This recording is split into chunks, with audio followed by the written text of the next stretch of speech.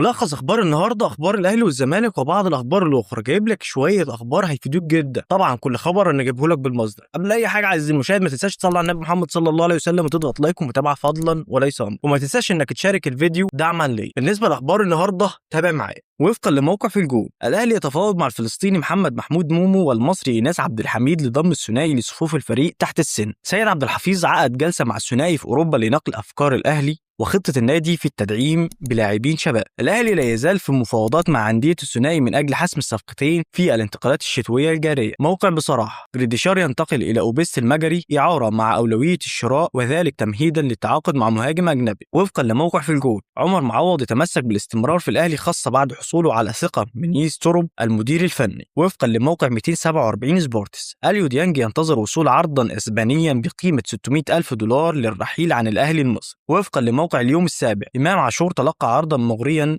من الدوري الأمريكي خلال الميركاتو الشتوي الحالي، ولم يتلقى عروض من أندية إنجليزية، وإدارة الأهلي ترفض رحيله في يناير. المدير الرياضي لنادي ديان بوش الهولندي لموقع 247 سبورتس، لم يصلنا أي عرض رسمي من الأهلي المصري لضم كيفن مونزيالو، وسنبيع اللاعب لصاحب العرض الأعلى. تقارير، البرتغالي جورجي سيماو يدخل دائرة المرشحين بقوة لتدريب الزمالك. رسميا الزمالك يمدد عقد لاعبه السيد أسامة لمدة 5 سنوات بعد تألقه مع الفريق في كأس عاصمة مصر. تقارير، إدارة الزمالك تقوم بمحاولات لإقناع المغربي صلاح الدين مزدق بجدولة مستحقاته المتأخرة. وفقا للصحفي عمرو نبيل بموقع في الجول، بيراميدز يستهدف المهاجم البرازيلي بيدرو هنريكي في صفقة انتقال حر. كاف يقرر تأجيل كأس إفريقيا 2027 من فبراير إلى أغسطس، والمقرر إقامتها في كينيا وتنزانيا وأوغندا لمنح الدول المضيفة وقتا إضافيا للاستعداد. طبعا ما ننساش منتخب السنغال الشقيق يفوز على منتخب المغرب بنتيجة 1-0 والحصول على بطولة